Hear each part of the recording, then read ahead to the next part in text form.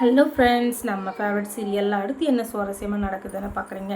நம்ம மனோகர் அவர் சொன்ன மாதிரியே இந்த கேஸ்லேருந்து எப்படியாச்சும் விஜய் வெளியே கொண்டு வந்துடணும் அப்படின்னு சொல்லிட்டு நினச்சவர். இதுதான் நல்ல சந்தர்ப்பம் அப்படின்னு சொல்லிட்டு கண்டிப்பாக இதிலேருந்து நம்ம காப்பாற்றி ஆகணும் எப்படியாச்சும் அப்படின்ற ஒரு பெரிய உண்மையை வெளியே கொண்டு வரணும் அப்படின்றதுக்காக மனோகரை கூப்பிட்டு வந்தாங்க. ஆனால் மனோகரையே அடித்து கொல்ல பார்க்குறாங்க இந்த ராஜேஸ்வரி. ஆனால் அவங்கள சும்மா விடுவாங்களா? நம்ம மனோகரும் அரவிந்தும் சேர்ந்துக்கிட்டு இங்கு மேலேயும் இவ்வளோ வெளியே விட்டோன்னா இவ கண்டிப்பாக திருந்தவே மாட்டா.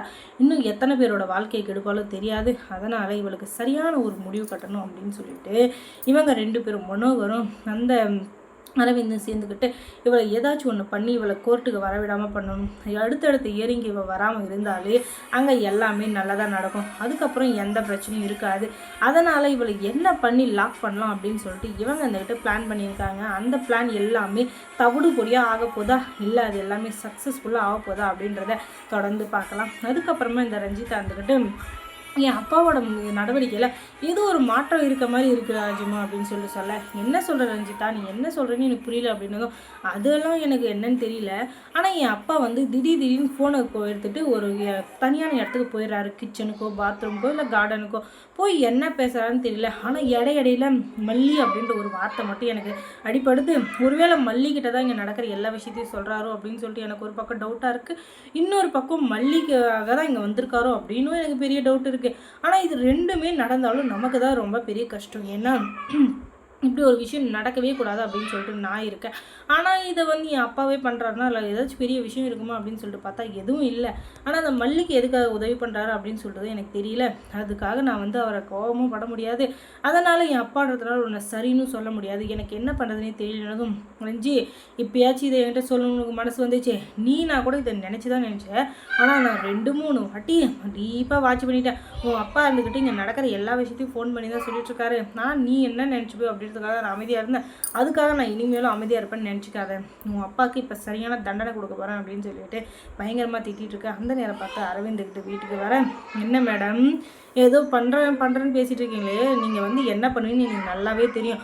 நம்ம மனோகர் அங்கிள் இருக்கார் இல்லையா, அவர் தான் நீங்கள் ஏதாச்சும் பண்ணுவீங்கன்னு எனக்கு நல்லா தெரியும். அதனால தான் நான் ஏற்கனவே எல்லா ஆதாரத்தையும் இங்கே கொண்டு வந்துட்டேன். நீங்கள் அவர் மேலே கையை வச்சிங்க.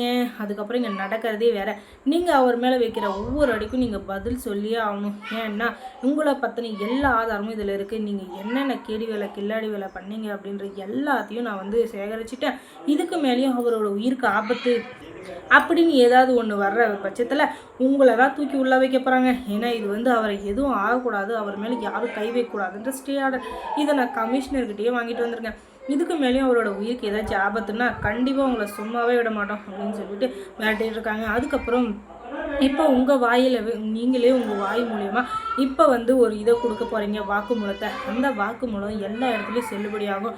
கூடவே போலீஸ் 2 பேர் வெளியே இருக்காங்க, ஒரு நர்ஸும் இருக்காங்க, ஒரு டாக்டரும் கூட வந்திருக்காங்க. இவங்க 4 பேர் சேர்ந்து தான் உங்களை இப்போ இன்டர்வியூ எடுக்க போகிறாங்க. அதில் நீங்கள் எல்லாத்தையும் அவங்க கேட்குற கேள்விக்கு பதில் சொல்ல போகிறீங்க, வாக்குமூலம் கொடுக்க போகிறீங்க. நீங்கள் சுயநலமாக தான் கொடுக்குறேன் அப்படின்னு சொல்லிட்டு அப்படி நீங்கள் கொடுக்கலன்னா அதுக்கப்புறம் இங்கே என்ன நடக்கும்னு உங்களுக்கு தெரியாது. அதையும் நான் சொல்லிடுறேன். அதுக்கப்புறம் இந்த இடத்துலையும் உங்களை கொண்டு புதைச்சிட்டு அதுக்கப்புறம் நீங்கள் தூக்கு மாட்டி செத்துட்டீங்க அப்படின்னு சொல்லிட்டு நாங்கள் இந்த ஃபைலை முடிச்சிருவோம். அது உங்களுக்கு தெரியணும் அப்படின்றதுக்காக இதை சொல்லிட்டுருக்கேன். நீங்கள் செத்ததுக்கப்புறம் நான் எப்படி செத்தேன் அப்படின்னு சொல்லிட்டு உங்களுக்கு தெரியாமல் போயிடக்கூடாது இல்லையா? அந்த ஒரே காரணத்துக்காக, அந்த நல்ல எண்ணத்துக்காக தான் நான் இப்படி பண்ணுறேனே தவிர மற்றபடி உங்கள் மேலே எனக்கு எந்த கோபமும் இல்லை, எந்த ஒரு இதுவும் இல்லை. அதனால் நான் சொல்கிறத கேட்டிங்கன்னா நல்லது இல்லை, கெட்டது என்னது அடே என் வீட்டுக்குள்ளே ஏன் இதை இது பண்ணுறீங்க, உங்களுக்கெல்லாம் எவ்வளோ தைரியம், போங்கடா ஐயோ ராஸ்கல்களா அப்படின்னு நீங்கள் சொன்னால் கேட்க மாட்டீங்க அப்படின்னு சொல்லிட்டு 2 கையும் 2 காலையும் கயிறு போட்டு கட்டி அதுக்கப்புறமா அந்த ராஜேஸ்வரியை அமைதியாக ஒரு இடத்துல போட்டு வச்சிடுறாங்க. இதுக்கு மேலே நீ எப்படி தப்பிக்கிறேன்னு நான் பார்க்குறேன் அப்படின்னு சொல்லிட்டு அதுக்கப்புறம் என்ன நான் ஒத்துக்கிறேன், உண்மையே நான் எல்லாத்தையும் சொல்லிடுறேன் அப்படின்னு சொல்லிட்டு வாக்குமூலம் கொடுக்க ரெடி ஆகிறா. அதுக்கப்புறம் மல்லி சீரியலில் என்ன சுவாரஸ்யமாக நடந்திருக்கும் நீங்கள் தெரிஞ்சுக்கணுன்னா நம்ம சேனலை சப்ஸ்கிரைப் பண்ணுங்கள். தேங்க்ஸ் ஃபார் வாட்சிங்.